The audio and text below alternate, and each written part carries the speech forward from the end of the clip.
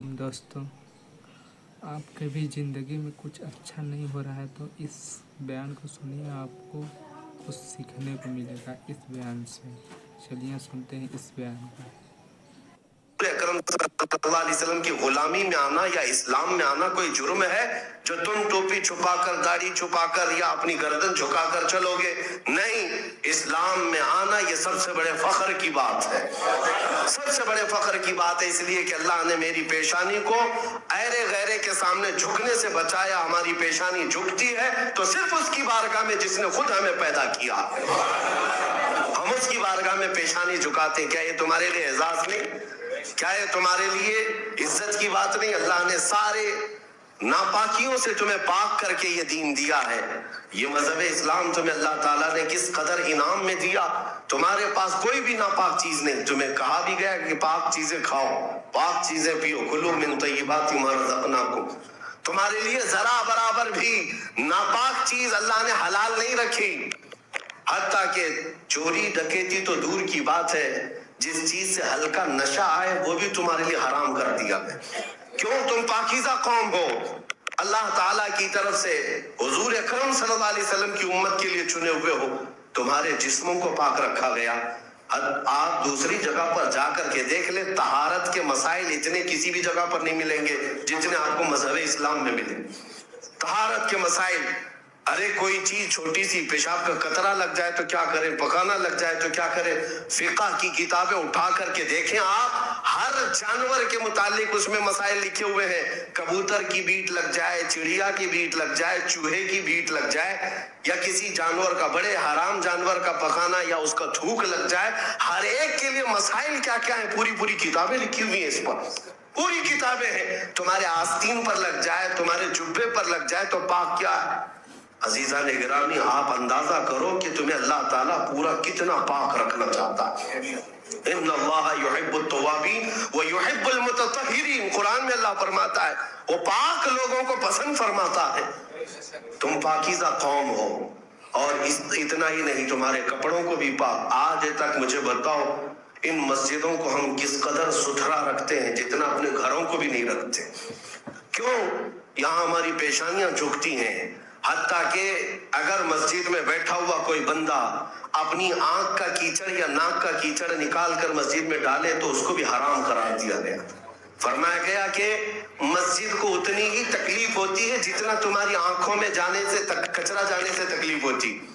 मस्जिद को तकलीफ होती है, कोई कचरा भी हल्का सा डालते हो। ये जमीन अल्लाह ने तुम्हारे पाक रखा, ये जमीनों को अल्लाह ने तुम्हारे लिए पाक रखा। तुम्हारा लिबास पाक, तुम्हारा रिज्क पाक। यहाँ तक कि तुम्हें जिंदगी गुजारने के लिए ये नहीं कहा गया जिसको भी देखो जंगल की तरह जाओ, औरतें पकड़ो और अपनी ऐश करो। नहीं, वो भी एक हलाल रास्ता दिया गया। जो तुम्हें पसंद आए उसके साथ निकाह करो और जिंदगी गुजारो, औलाद हो। ये हलाल रास्ता तुम्हें दिया गया।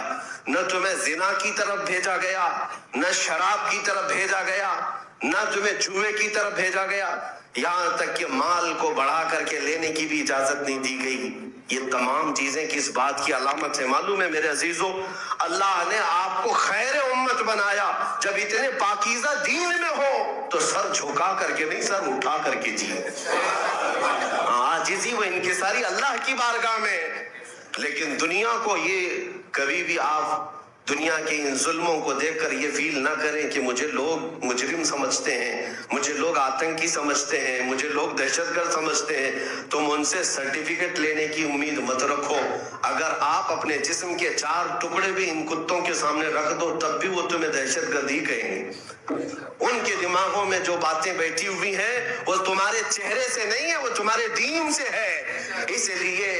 इसीलिए आप अपने दीन पर मुस्तकीम रहो, इस्तिकामत के साथ रहो। अल्लाह ने इसी में इज्जत बख्शी है, इसी में इज्जत बख्शी है। मैंने तारीख में पढ़ा है मेरे अजीज, चंद लोग नबी पाक सल्लल्लाहु अलैहि वसल्लम के गुलाम मक्का से हिजरत करके जब जा रहे मदीने, सहाबा की तादाद बहुत थोड़ी सी थी, 200 के करीब भी तादाद नहीं थी। जब मक्का से हिजरत करके मदीने जा रहे थे उस वक्त जानते हैं कई सहाबा के घर छूट गए, उनकी जायदादें रह गईं, उनकी जमीनें रह गईं, घर बार छूट गया और मदीने जा रहे हैं बगैर घर के नए घर पर। उस वक्त वो सहाबा ऐलान क्या कर रहे थे जानते हैं?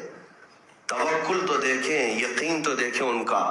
थे 200 की तादाद में और खाने पीने के मसले थे, एक खजूर मिलती तो दिन भर गुजारा कर लेते।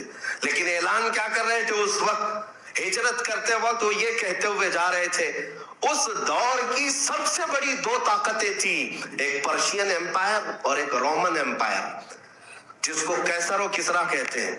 सुपर पावर ताकतें उस जमाने की, जैसे आज अमेरिका और रशिया हो, उस जमाने की ये दो ताकतें थी। पर्शियन एम्पायर जिसको किसरा कहते थे, रोमन एम्पायर उसको कैसर कहते थे।